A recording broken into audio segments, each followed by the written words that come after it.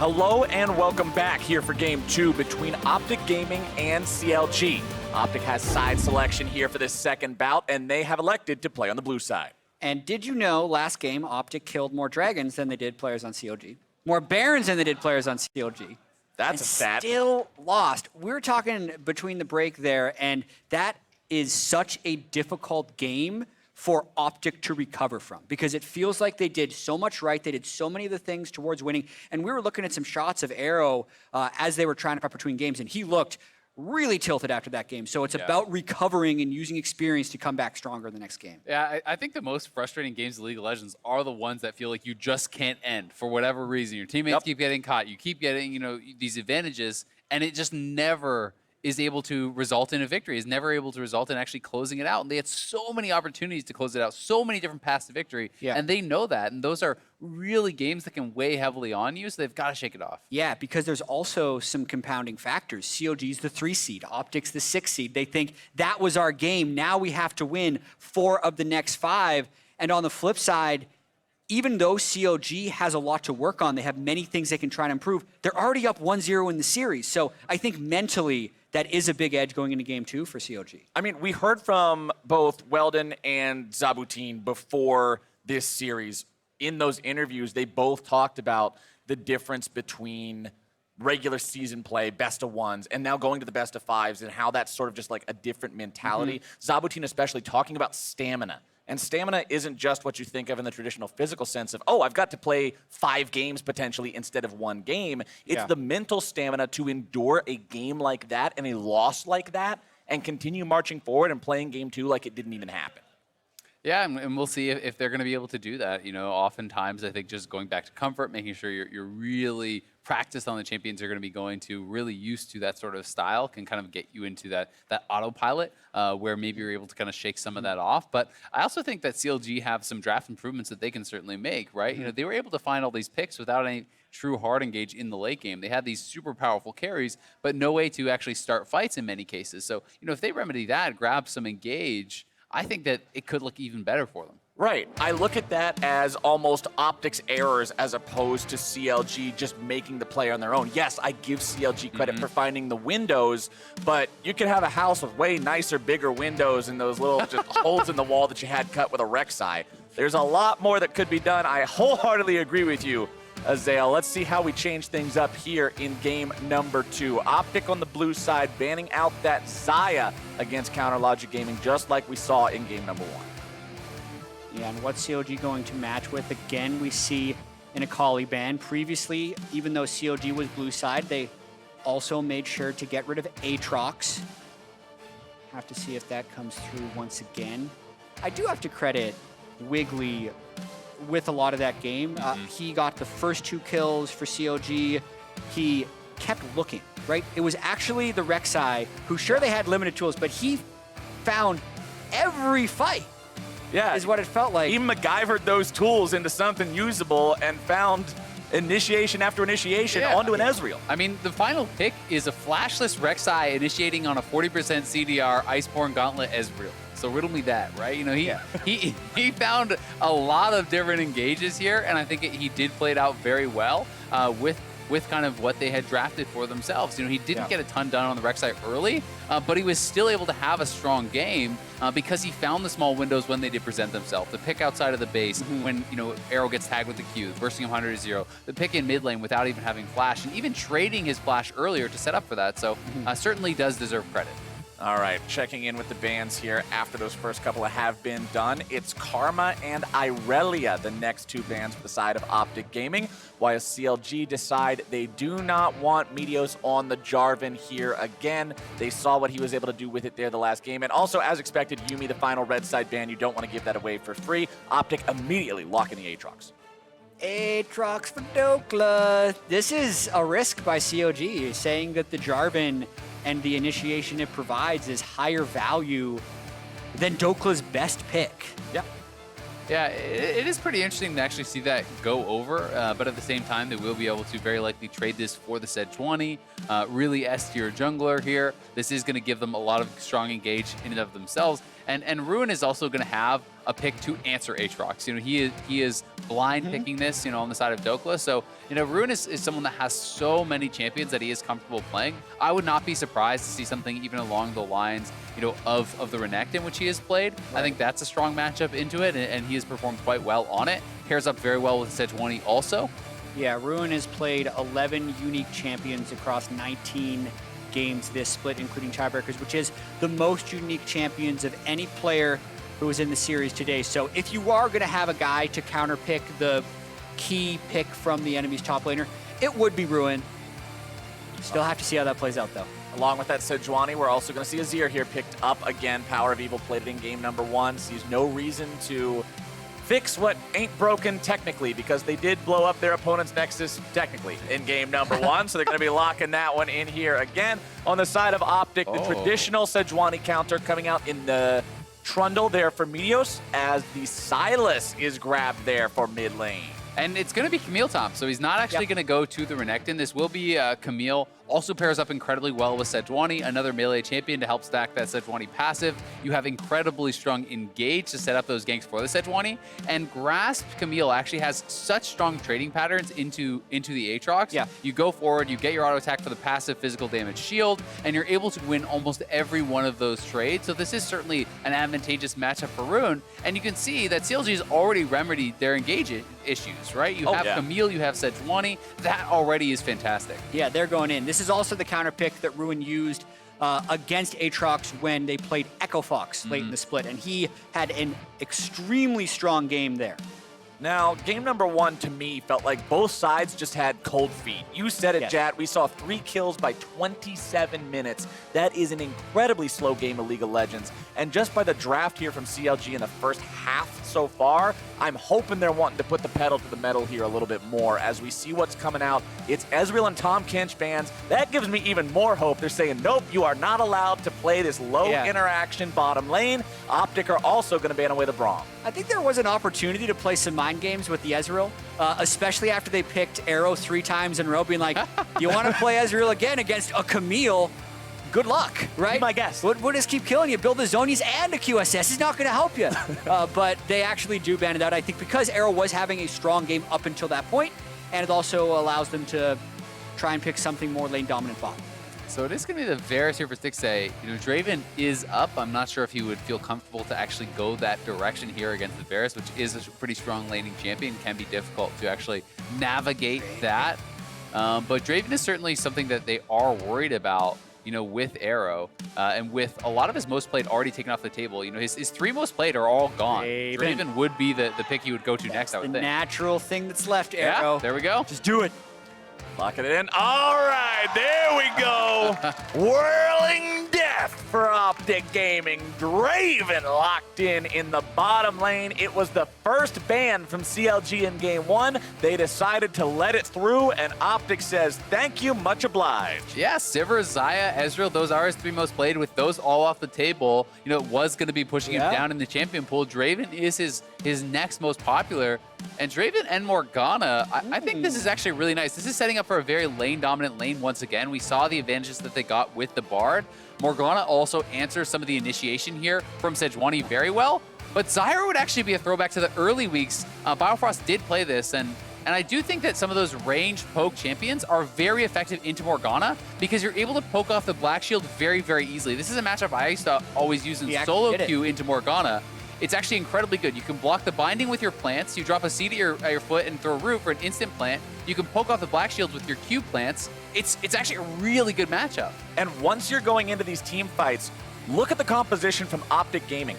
Melee top laner, melee jungler that can only run at you, melee mid laner. These guys are walking into a straight up forest of Stranglethorns and plants and vines, and Biofrost has so much control potential in these team fights. Yeah, I really like the composition that CLG's been able to put together, getting their choice against the Aatrox, getting the Zyra into the Morgana, even though it is pushing down the support champion pools a fair bit, is something Biofrost has some comfort on. For OpTic, I think it's about the execution. Can Meteos get Dhokla going, Trundle ult the Sejuani in every team fight, and watch him go wild? Because as far as getting lane priority, I think it's actually may be difficult, especially in the mid lane with Crown Sylas, against what CLG has put together in terms of team fighting and initiation.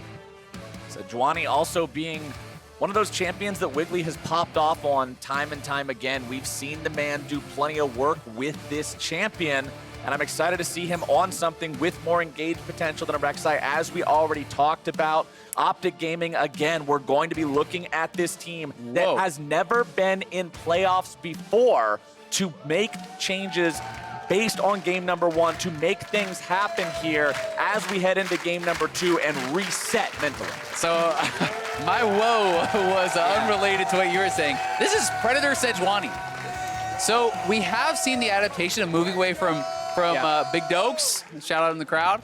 We've seen the adaptation to move away from Aftershock when you're up against Trundle. People have done Hill Blade, people have doing complete footwork.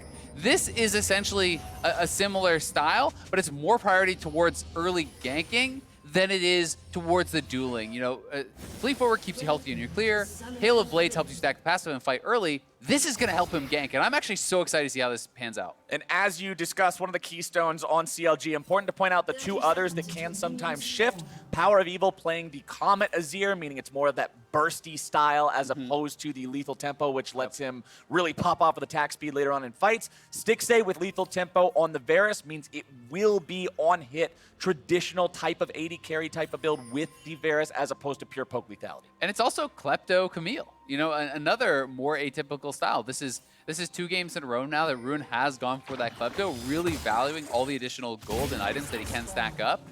We'll see how effective it is going to be. You know, we know that Jace can farm that off of Poppy very easily, but are you going to trade enough on the Camille to really get value from this? You know, compared to some of the other really popular ones like Press the Attack or even Comet. Yeah, I think he'll have to do a lot with the jungle pressure and how much Wiggily decides to go up there early, because if Camille can get any type of lead early, then you'll start getting those Klepto procs. And I like what we're seeing in the bottom lane there, where both lanes trying to deny the Zyra plant spawns. That's why Biofrost wasn't there to pull his duo lane. That's why Wiggily is starting topside as well, because in this double range support matchup, so much priority can be gained by being to the lane early, and both teams going all in on the early lane. Arrow and Big trying to not be scared away by those seeds that were placed down by Biofrost. I always enjoy watching a bottom lane between 2 marksmen who normally excel early on. Arrow's getting the better of Stixxay here early. Throwing out a couple more axes onto the minions as they back away. CLG won't find too much more here to be talked about just yet, as both junglers are clearing through their jungles completely. You can see Wiggily going towards the Krugs, Gromp and Blue having already been cleared out by Meteos as well. Yeah, there's so many cool little optimizations and choices both sides have actually made. You can see, you know, even the OpTic bottom lane, it is actually going to be Doran's shield for the Draven to help deal with that poke, alongside Guardian on the Morgana. So again, this is similar to what we've seen out of Lux and some of these range champions in poke style of builds. You know, this is going to be more effective, so it's just all to help deal with the Varus and Zyra.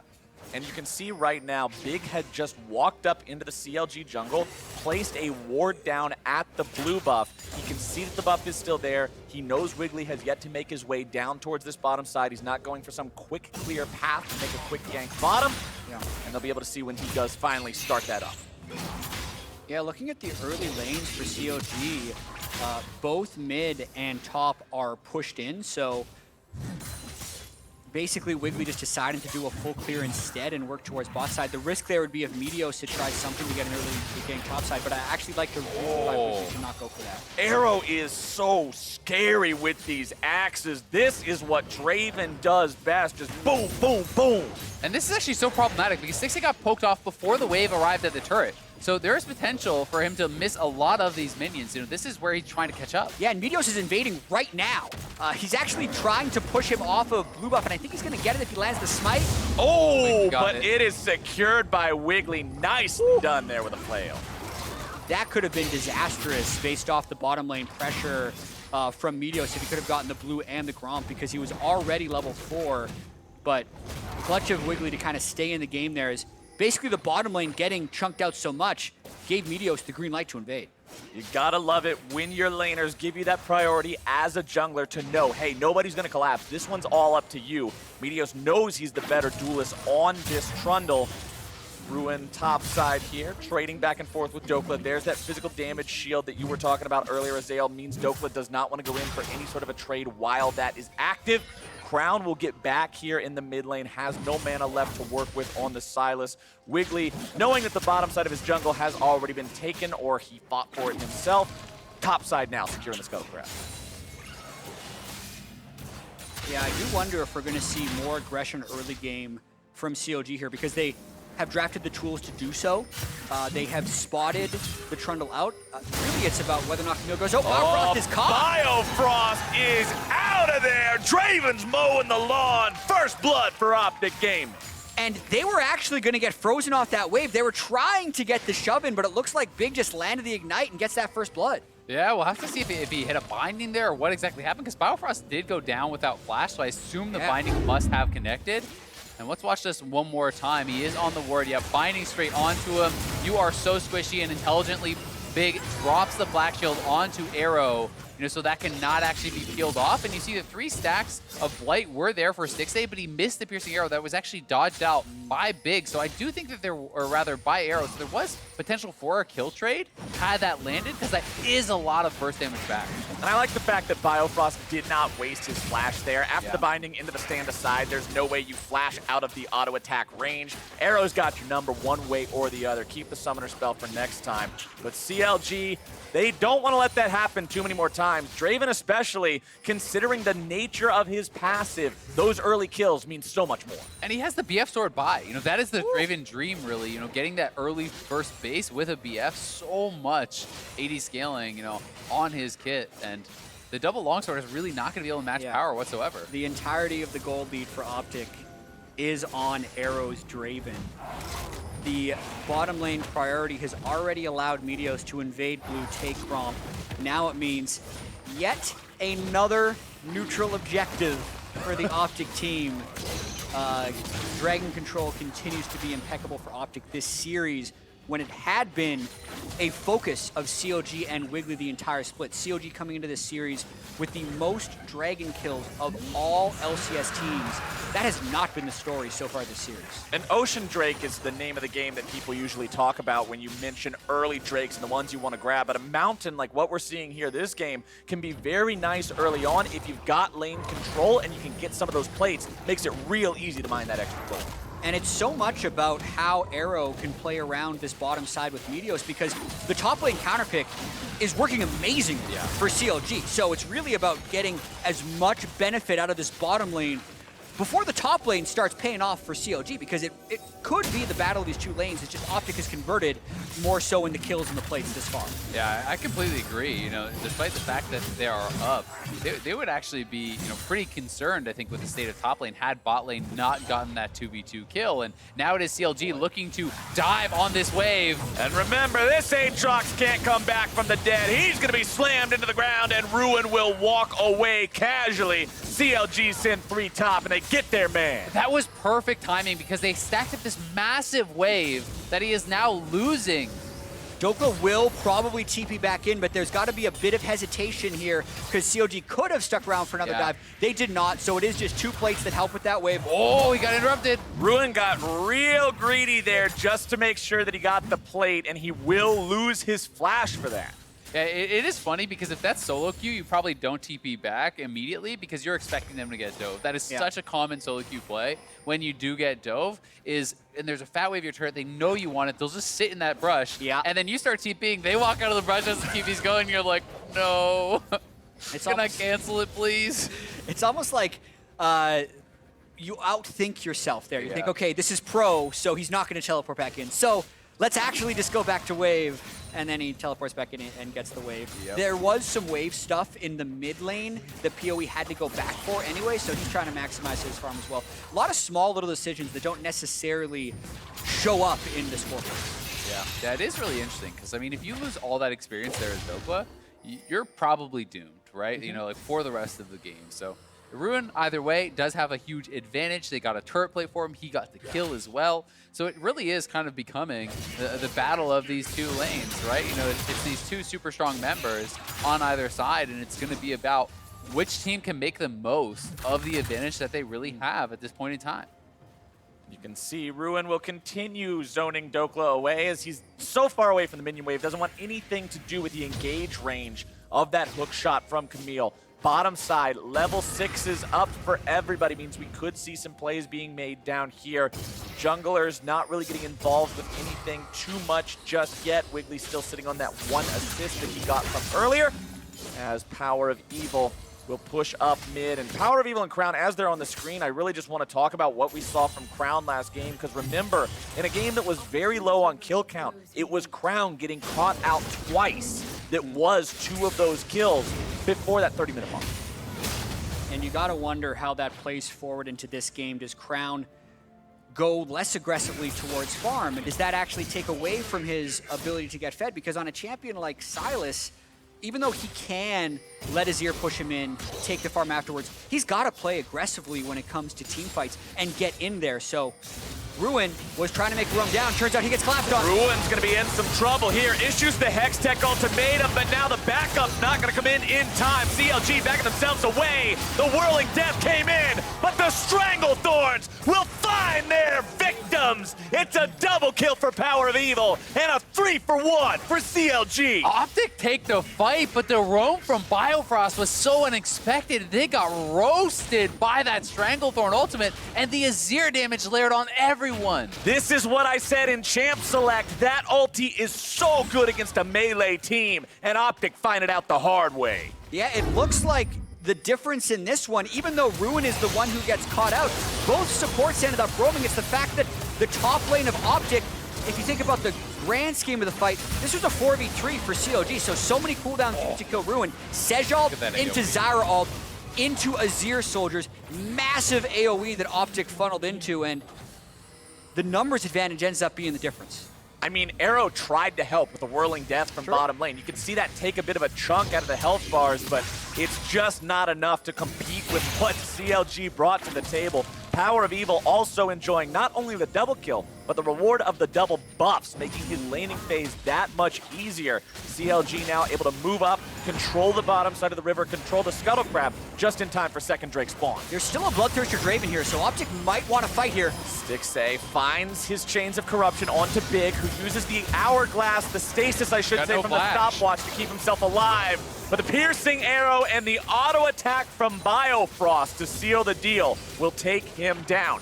Meteos still here on the bottom side, trying to control this Tri-Brush, keep some sort of semblance of order for the side of OpTic Gaming in this bottom half of the map. Ocean Drake not going to be taken just yet, but CLG have started it up, and they won't be backing away. And I can understand the mindset of OpTic right there. They think, okay, bottom lane is our strength. We have the Bloodthirster Draven. Let's keep this Drake control because top lane is going so astray for them. But they lose that as well. Nice juke by Dhokla. Let's see what Ruin can do. Ruin waiting to use the Hextech ultimatum to dodge away from one of the Qs, forces the flash out from Dhokla. That was actually so close. Had he connected, with that hook shot, that would have been a kill. That would have been it. But Dhokla still being forced to use the flash in retreat, and Ruin is getting very close to that Triforce, which is such an insane spike for the Camille. But here this is one more time. They know Big has no flash. That is just an initiation from Stixxay. Nails the Varus ultimate, and Big just really has no way out, despite the fact they had this super strong Draven. Yeah. With the member going down so early, they couldn't really fight back. It felt to me like there was some miscommunication there because Big actually used Black Shield on Meteos, as Meteos had the potential to opt into the 3v3, but then OpTic kind of changes their mind after the Varus ult lands on Big and back off. I think PowerOfEvil's Azir was in River, so it could have turned into a 4v3, which is why OpTic backed out, but unfortunate play there for them. Oh boy, here comes yet another one for CLG. It's the Rift Herald summon up in mid lane, but fortunately for OpTic Gaming, they secure first turret and they get all the plate money before that 14-minute mark there in the bottom lane. Mid lane, Shelly's almost able to take down the tier 1, but almost isn't good enough. Meteos and Crown are there in time to stop the turret from falling. Yeah, so the bot lane advantage still is extending here for Arrow. They just haven't really been having him involved in a lot of other fights, so it hasn't been as noticed, but he's 1,800 gold ahead of Stixxay. That is still an enormous advantage. They got that first turret, they got the 2v2 kill, and now the question is, where will you send the Draven? Will you send him up to the top lane, move your Aatrox down bot to try to continue pushing these towers? Now, I want to point something out that I noticed right as you mentioned that the Trinity Force was almost online for Ruin, Azael. And the reason it's not online is because it's been slowed down a little bit for this Executioner's Calling, which is a fantastic adaptation to the state of the game by Ruin very early on to shut down healing from the entire top half of the map. Never mind, the entire part of the map because Draven rushed Bloodthirster. 4 out of 5 of these champions heavily rely on healing. Ruin, big pickup there, making sure he's got that to shut it down. Yeah, and a big push by CLG here in the mid lane. Had actually committed 5 people to that until Arrow clears away with an ult. But yeah, your favorite item, Azael, Executioner's Calling. I'm the #1 fan. I mean, you're going up against Aatrox is already good there. Trundle healing off the ultimate is massive. You know, the Kingslayer, if you're meeting a side lane against Crown, it's good there. Really, it's such a smart item purchase, and I do think that pros are, it feels like in the last month or two, starting to buy it a lot more consistently. You know, starting to realize the value. It's something I've had discussions with some of the analysts and coaches, and you know, they're kind of struggle to properly illustrate just mathematically how effective it is to the pros, because most of the pros play off of feel, right? And they're like, yeah, but it feels better to see a bigger number when you get Lord Dominic's, right? You don't necessarily know how it's being as effective. Well, here's the thing. It also feels better for your opponent when they see big numbers on their heals. What if you cut those in half? Then they don't get nearly as big a numbers as you're getting. But topside, Wiggly's looking to add yet another number to his body count. If Dhokla can be dove here by Ruin shoving this wave up in time, we need a couple more auto attacks onto the minion waves to make sure it happens. Dhokla getting back now, smelling that something's up here, does not want to deal with this, and Ruin will take the tier 1. Nice little back and forth there by Dhokla and Ruin. Ruin basically got enough chunk damage onto Dhokla that the turret dive would be possible, and then the Sejuani had been missing on the map for such a long time. It was a really smart play by Dhokla to get as many minions as possible before retreating safely. Speaking of many minions as possible, Ruin making sure he allowed that turret to execute as many of them as he could before he put the final touches on it there, just farming up the minions from his opponent's side. In the meantime, Ruin sitting on a 30 farm lead over his opponent with Trinity Force, with Ninja Tabby, with Executioner's Calling. Very scary Camille at this point of the game. Mid lane, the same farm lead has been built for PowerOfEvil over Crown here with this Azir. Bottom side, still the only place OpTic are winning in this matchup in terms of farm, but it's only by about 15 to 20, depending on which minion wave has been farmed up first. Wiggily moving through the bottom side of the river here, trying to maintain control over this area, because once again, it's going to be very important here in about 20 seconds when Mountain Drake spawns. Yeah, and it is concerning for Arrow, because when you have 2 losing solo lanes, sometimes in a team fight, they just end up getting ignored and everyone will dogpile onto you. We know how good the initiation is from the side of CLG, and Arrow is very powerful, yes, but if he goes down immediately, he really is their one source of power. He has the Bloodthirster and the Rapid Fire, so he's hit a really strong 2-item spike, but you have PowerOfEvil on 2 items. You have Ruin at a really strong point in the game, and we'll see if that's going to be enough to offset it. CLG are not afraid whatsoever of beginning this objective or the potential collapse from OpTic. They had Biofrost waiting on the side to drop down the control if they needed it. He'll be caught there between the wall. Wiggily throws out the ulti, but the Glacial Prison's not going to find anyone. OpTic with priority over the mid lane now. They move up to the tier 1. Piercing arrow is going to be fired out. PowerOfEvil over the wall. Wiggily getting himself away from the stolen Glacial Prison. Meteos now in retreat. Subjugate had been used, and a nice shutdown for Crown. Crown having the aggression to go in there when they had the Sejuani ult advantage. None on Wiggily, one on Crown. They decided they could push up on the turret, and since Biofrost had been kind of fishing for a pick the whole time, now they might die. Chains of Corruption coming out, dive going through. Stixxay going to be pulled back, but PowerOfEvil's able to find some big old damage.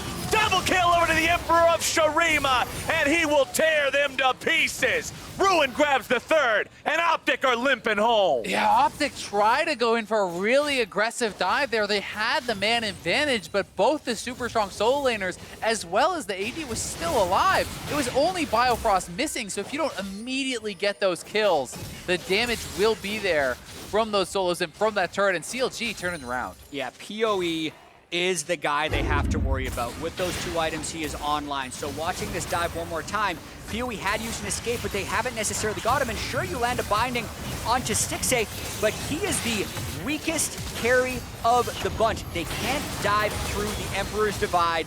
The soul laners do collapse with a good Tex-Tech ultimatum from Ruin, and then they just clean up afterwards. Unless OpTic can actually full kill PoE, that dive is too risky. And I don't think you're killing him here anytime soon. Take a look on your screen as we've got a comparison between the junglers. Wiggily with a 6 out of 8 kill participation, no deaths so far. Yeah, he's a little bit behind in farm compared to Meteos, and that keeps Meteos close in gold. But in terms of overall game impact, there's no comparison so far. Yeah, Wiggily definitely has had, I think, the advantage of these winning solos and has been able to make good on that, you know, really being a part of a lot of these team fights. But Arrow's still very strong, and they will have to continue trying to play around that strength because one of the big problems here is that, you know, the Aatrox versus Camille matchup doesn't get better, right? You know, this is not something where Aatrox catches up late game. Camille really does just outscale you, and if you lose early, you're going to be very likely weaker for the rest of the game. And likewise, I feel similarly with Azir. I think Sylas can kind of make up for that somewhat with the playmaking if you can steal a really good ult, but it's going to be on Crown to pull off a really nice play, like the stolen Sejuani ult, to be able to kind of make up for the lack of damage compared to the Azir. Yeah, and on the side of PoE, Azir was CLG's first pick last game, and I think we're seeing why here in Game 2, why they put such a high priority on it. We know that drafts become a lot more specialized when best of fives come, and adaptation is key, but the prep here was, let's make sure Crown doesn't get Azir. Let's make sure PoE is very comfortable and good on Azir, and that's what he's been this game. Full mid lane control, roaming for several kills. Biofrost tried to make a pick happen there onto Big, but a good black shield onto himself kept him plenty safe. You can see his health bar barely taking any damage. Biofrost taken very low himself from the damage coming towards him over the wall there in the Wraith Pit. He'll be sent home, and without the Strangle Thorns available, OpTic will at least feel a little bit safer here for the next 90 seconds or so, but 90 seconds is just enough time for that next objective to come online.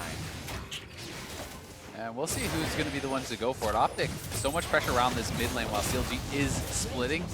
They are in this 1-3-1 kind of formation, and sending Biofrost back to base meant they had enough to actually grab that turret. Wiggily may be getting caught out here. But the Predator is up and the Poro is galloping. I have never seen that. That's why you Poro take run it. so Coming back at him.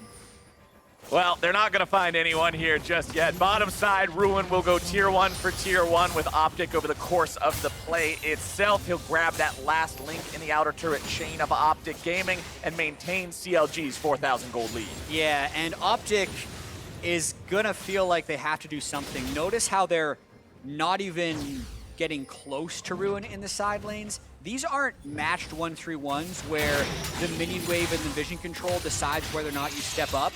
This is Dhokla waiting for the wave to crash into his turret, then going there. So this gives CLG the first step in almost every single neutral objective fight because they have such powerful side lane priority.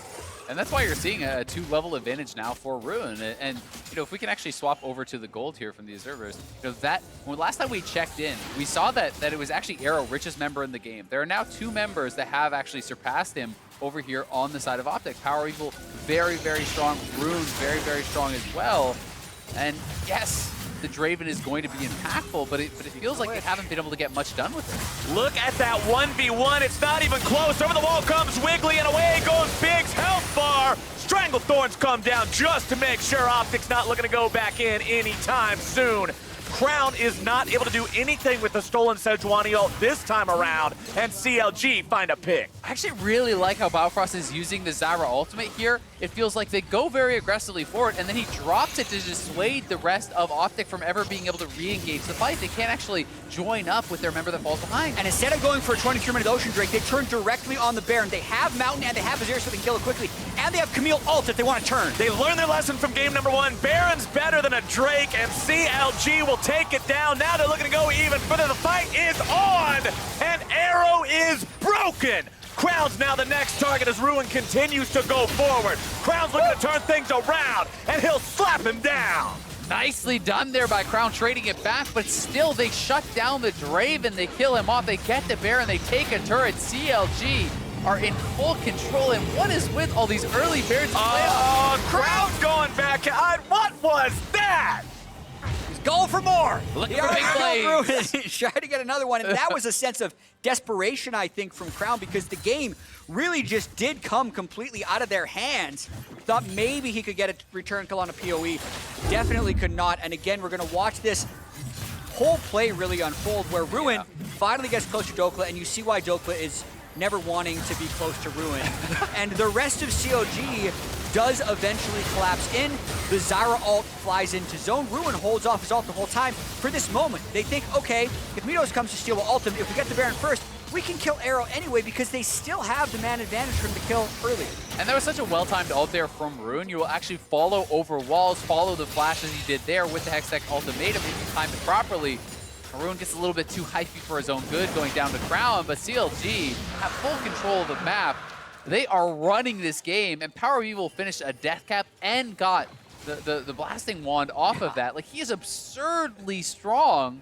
You can't even poke them out. They have double ocean. It feels like everything is in CLG's favor. CLG with the momentum here in the mid game.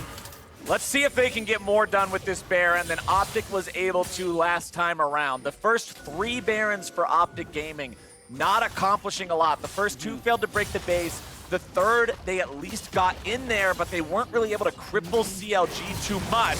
PowerOfEvil's been caught out. This could be a big one here for the side of OpTic. PoE in some trouble, still having to get out here. Flash over the wall. He'll stay alive. I don't think that he's trying to back away. Meteos shouldn't be able to close this distance any further. Might go for a pillar, but the tier 1 is still standing up here, and that means OpTic will not get the pick. Meanwhile, Ruin just continues doing what Ruin does, and bottom side, Dhokla just has no answer whatsoever. TP coming in mid lane. PowerOfEvil is rested up and ready to go. They'll take down the tier 3, and CLG is showing OpTic how to use a 20-minute Baron. Pre-existing gold lead, strong initiation, not dying randomly. Those are the 3 things you need with this Baron buff. I like number 3. He almost did. He actually almost did, but he was able to escape with that flash, and now they can go for a dive. All right, Wiggily misses the Glacial Prison there. That means Meteos is going to be kept alive. Black Shield helping make sure of that, but the inhibitors will not sing the same song. The mid and bottom inhibitors are down. CLG has occupied OpTic's base, and they will look to take this game even further. The push continues. PowerOfEvil dashes forward, just trying to juke him out here a little bit. Not going to find much just yet. Crown fires off the Chains of Corruption, but a nice stopwatch from Stixxay will stop that in its tracks. And there come the Stranglethorns. Wiggly's into the OpTic lines. Meteos on the retreat. Ruin's grabbing the kill onto Big. He's going to be kept alive by a stopwatch of his own counterattacks coming out. Crown's able to shut down Wiggily. And with 2 dead for CLG, OpTic will hold the line. Yeah, OpTic barely surviving. They're trying to chase for more, but I don't think they can get it. Now they're TPing in Crown. They want this flank and the ace. Well, PowerOfEvil has summoned the turret. They're going to make their stand right here. Meteos in some trouble. Shut down onto PoE. Stixxay's the next target. The Crown's not able to find a whole lot. A double kill over to Stixxay. And it's so many dead on both sides. It's a bloodbath. Explosive action there, 26 minutes in after CLG made such an aggressive and likely overambitious call to try and end the game 5v5 with the last 30 seconds of their Baron buff. So Crown steals the Varus ultimate, and that's really where the fight begins. Biofrost then lands the root, and here CLG has the option of trying to end the game. If any of these kills actually fall through, if they kill Meteos right away, they probably win the game. But Ruin actually doesn't get the execution onto Arrow on the other side either. And then I do really like OpTic's choice to teleport in here and try and pick up more. Yeah, there were very split calls there. You know, Ruin actually went into a 1v2 against Big and Arrow. He kills off Big. He has the Hextech ultimatum for Arrow, but no one else was there to help him out. And then this TP flank, risky, but you have to go for these sorts of plays when you're this far behind. And they look for that winning play. Just barely dying there. Arrow knows one more auto attack, he probably could have healed back up with that Bloodthirster. And you can see the frustration on his face. OpTic needs everything they can get. Every death means so much. And speaking of deaths, that ace was the first time in this game 3 members of CLG, their mid, their AD carry, their jungler, had died at all. Yeah, and OpTic absolutely has had their backs against the wall. That was the first instance where they were able to fight back, and they're going to be stuck in this perpetual state of defense once again with 2 inhibitors down. And I think it's so hard now to win from this spot when you look at actually, you know, these items here on Ruin. He has his GA now, you know, look at the items over on the Azir as well. You have such ridiculously strong solos. Ruin can essentially just run it down for the Arrow kill. If you can get a trade kill on Draven, CLG will run over the team fight, and you have the GA to be able to kind of throw yourself in that backline with Reckless Abandon, so it becomes so difficult to even approach a potential Baron area. Compare that to the Aatrox with Black Cleaver, Death Dance Garage Sale, and a stopwatch. It's just not enough. CLG now on to Baron for the second time as it spawns, but OpTic are willing to contest. This time, COD doesn't actually need the Baron, though. They need Ruin to buy time to go in. The ultimate there from Stixxay definitely decreases the amount of threat they have. I mean, They don't care. They can get it because OpTic backed off, but that's because Ruin is applying the pressure in the base. And it was shredded so quickly by the combined might of Varus and Azir. Ruin only needed to hang out there in the base for a moment to provide that pressure. Yeah, I mean, you can't 1v1 Ruin. There's only one Nexus turret. He will just straight up kill Dhokla under that. They lost their inhibitor, their last inhibitor to minions as well. They are getting... Meteos is trapped. Oh, Meteos is found out by Ruin and Wiggily. Stun comes through, damage followed up, Hex Tech Ultimatum is issued, and Meteos is sent to the grave. 40 seconds until the Trundle is back up. It's a Baron up CLG squad, 5 men strong in the OpTic base. The charge is in, the fight is on. Big gets himself away. Wiggly's gonna be backing up with a Gargoyle Stoneplate, and Dhokla is eviscerated. Arrows on the run, Crown is down, and that is it. Double kill over to the side of PowerOfEvil and CLG, and they will win Game 2. And that is such a heavy blow to OpTic. Not just the fact that CLG is now up 2-0 in the series, but the fact that they did it against Dhokla's signature Aatrox pick. They had the counter pick that could take them down, and the fact that it was a quick and decisive victory for CLG.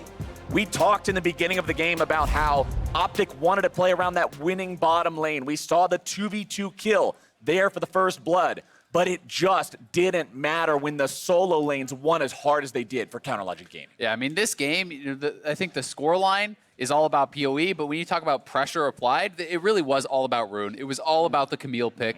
You know, he got to such a point where Aatrox can't even farm at his turret anymore. When you're in that point of the game, you're auto-conceding that Baron because he can't even hold at Nexus turrets, right?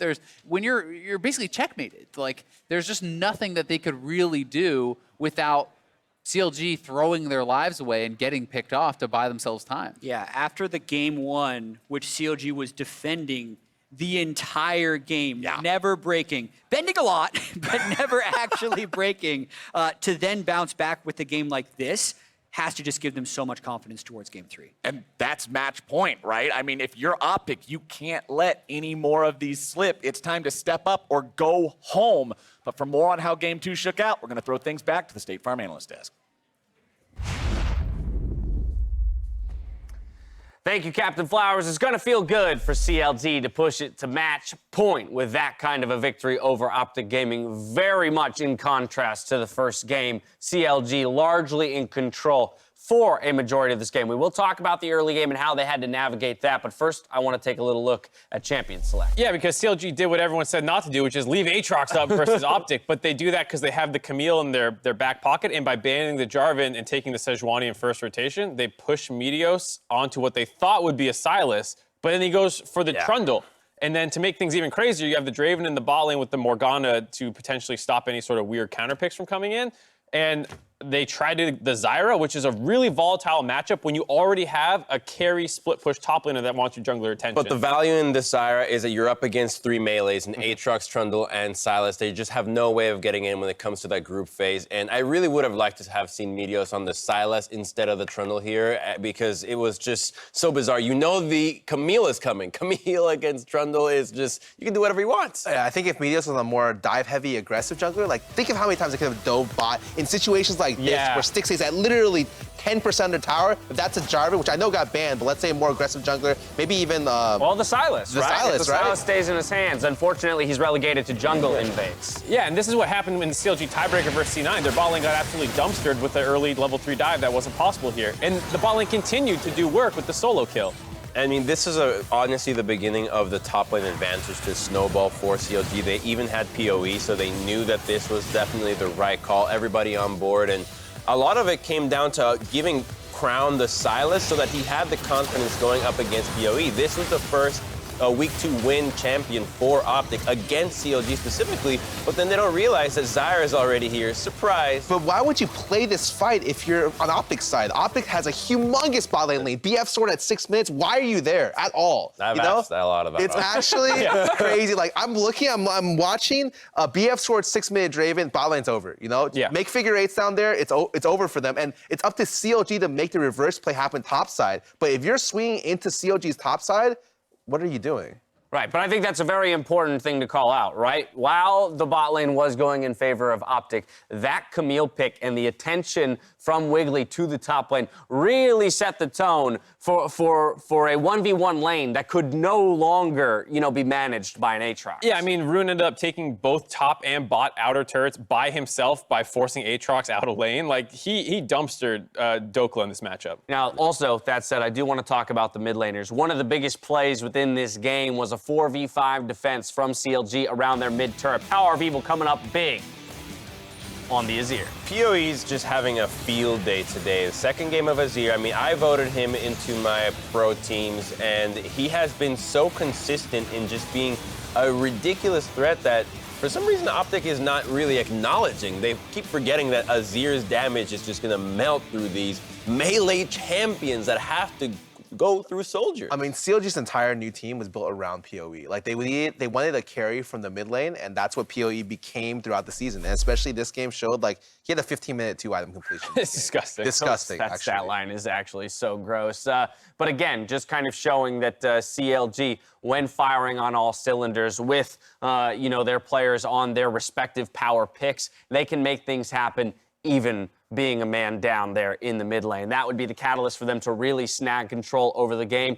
3 Drakes to 1 Drake would move on to the Barons as well. Here's the pick that brings it home for that Baron.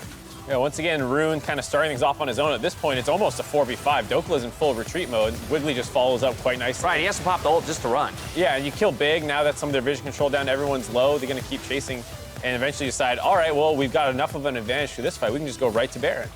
And this feels awful as Arrow, because at this point, like, he can't do anything. The solo laners overtake the game, and he's the type of guy who, like, in solo queues, like, better bot wins. Because he's humongous, right? He's got 2 full items, but he literally can't walk up in any of these fights without dying.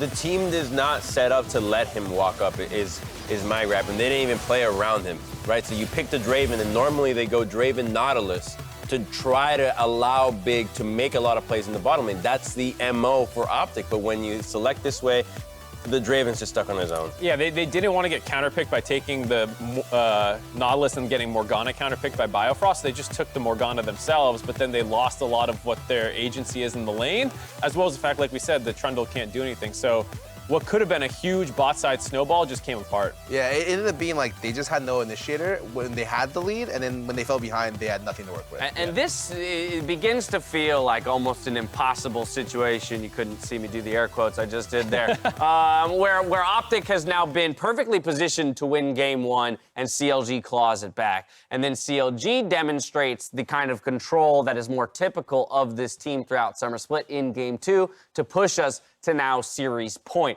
And so from that perspective, I can only imagine the mental gymnastics that OpTic is having to do to keep themselves, on a level playing field, knowing they have to put 3 wins together here in a row. Yeah. What mental how they gymnastics come are back? you going? Yeah, Yeah, well, right. no. I can Mental admit to being wrong. I can admit to Whoa, being it's wrong. not even over. Yeah, You gotta back think your I'm wrong. team. Yeah, no. You flip-flopped into OpTic. I flip-flopped into an error. That's what I did, right? So I thought I flip-flopped, made a mistake. CLG looks so good right now. The confidence is definitely on their side. The momentum is there. And I think they picked up the slack from game 1. So they really adapted really well from what I thought was a big problem in game 1, not giving Wiggily the agency with the pick, as well as less priority on objectives. Flipped it completely all around. They recognized it, fixed it, and therefore I think they'll win game 3. Okay, well, there you have it. CLG is back to Blue's side here. And so, Mark, you were the one that called the 3-0. Do you align with a lot of what Crumbs was saying here in terms of how it's going to be all tied up in a pretty bow? For the most part, the one question is what they do with the Aatrox. They banned blue side last time. I expect they'll do that again, but they still need to patch up a couple of the other problems because you can't emulate this red side draft going back to blue side. So they're going to have to change things up from game 1. Yeah. Well, I gotta say here, all do the mental gymnastics. I think OpTic's bot lane has been looking pretty good. Even game 1, game 2, they've been doing great, like a lot better than I first expected. So if you're gonna win, I'd say your bot lane is showing a lot of promise this series. Try to play around them a little bit more, and I think that maybe doing that, they have a good shot. You know, I think a lot of reason why the first Strong game went language well, there to close Yes. that point out. Thank you. I mean, I voted for CLG I for a think reason, that maybe okay? if they do, they have a Yeah, shot. All right. exactly. Yeah, we're all on the same page. CLG are on the edge of sweeping their way to the semifinals. See if OpTic can dig deep and fight back in Game 3 after this.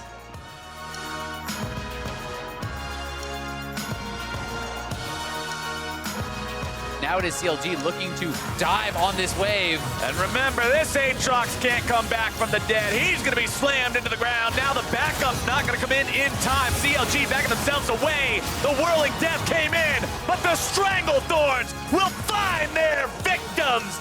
Just defend. I can ult for you. I healed. I'm trying to run. Trundle. Morg's dead. I have the base. Trundle flash. What is with all these early Barons? Crowd going back.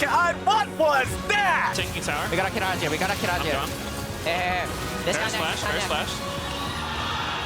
One in. Nice, let's go. It's fine, defend. Dhokla is eviscerated. Arrows on the run. Crown is down, and that is it. Double kill over to the side of PowerOfEvil and CLG, and they will win Game 2. When you're chasing greatness, just remember, it's not about what you say. It's about what you do.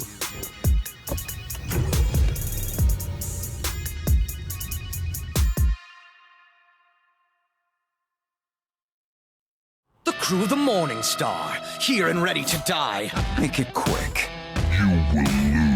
With perfect tempo, a symphony of justice. You've just made a grave mistake. Ross can't save you now, Sona. Hasaki is a really sad choice of last words. Malphite, what a loyal dog you are. Dogs die every day. I'll give you to the count of time's up, duck! See ya!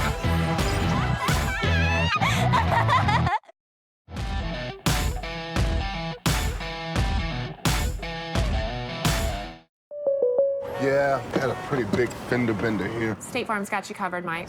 That's great to hear. Robin? Everybody!